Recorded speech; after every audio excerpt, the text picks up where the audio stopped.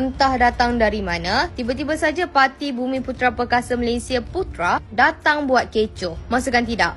Ketua Penerangan Parti Putra, Syarul Lufti Sharif dalam satu hantaran di laman Facebook rasmi Parti Putra tampil dengan satu naratif. Dia mendakwa bahawa UiTM bukan lagi hak istimewa Bumiputera. Tak cukup dengan tu, dia mendakwa yang hak tersebut telah dinodai oleh Kerajaan Madani. Menurutnya, dasar perolehan dan apa jua tender UiTM sudah terbuka kepada kaum bukan Bumiputera dan ia telah dibuat secara senyap-senyap oleh Kementerian Keuangan. Susulan itu, Kementerian Keuangan dalam satu kenyataan telah tampil menafikan tomahan dan dakwaan tersebut sekerasnya. Kenyataan tersebut menjelaskan bahawa UiTM tetap patuh dasar keutamaan Bumiputera dengan melaksanakan perolehan mengikut perkeliling PK 1.5 untuk memberi keutamaan kepada syarikat Bumiputera. Pindaan 2025 mengukuhkan profesionalisme Bumiputera. Syarikat kini perlu lantik Ketua Keuangan Bertaraf Bumiputera untuk tingkatkan keupayaan dan penguasaan profesional Bumiputera. Malah, UiTM tidak terikat dengan perjanjian komprehensif dan progresif bagi perkongsian Trans-Pasifik CPTPP kerana ia adalah badan berkanun dan bukannya dalam skop perjanjian. Maka,